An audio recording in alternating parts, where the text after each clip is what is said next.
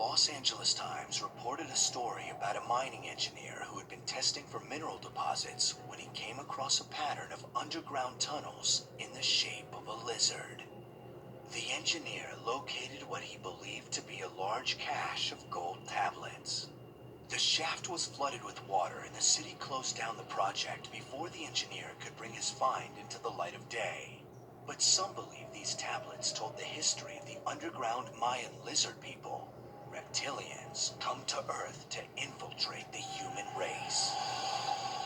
Reptilians, or reptoids, are said to be races of intelligent creatures which come from extraterrestrial worlds or parallel dimensions. They live primarily underground or in caves and tunnels, that sort of thing.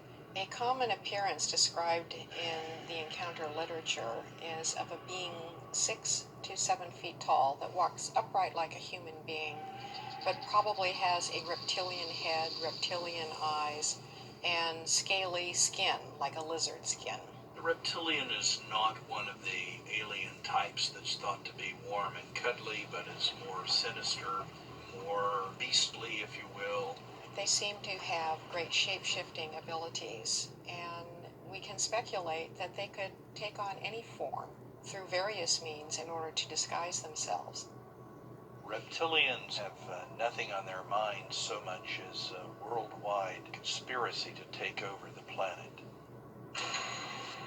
Reptilians could have the same abilities as natural reptiles. Reptiles have specialized adaptations for living underground. They have sensory cells in their eyes that allow them to see very well at night.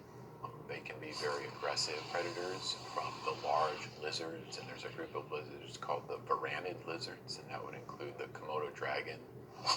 These are predators that display an ambush style of prey capture. Once it gets a grasp on a prey item, it doesn't need venom, it doesn't need constriction. It's just not going to let go. 500 years of modern astronomy has taught us that the universe is not only enormous, with 10,000 billion stars that we can see in an even larger number of planets, but it's all made of the same stuff. The real estate out there in space is pretty much like the real estate right here on Earth. So if there's life here, well, why wouldn't there be life there? Physicist Stephen Hawking points out that every time a more advanced society meets a less advanced society, it usually doesn't work out so well for the less advanced society. And so he figures maybe we shouldn't have any contact with aliens because it might not work out well for us.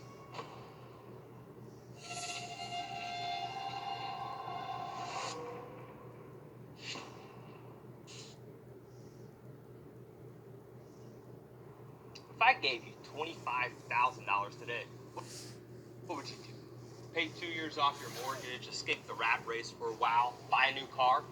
If you give me just 90 seconds of your time right now, I'll show you how you can make $24,840 in just 7 days. Even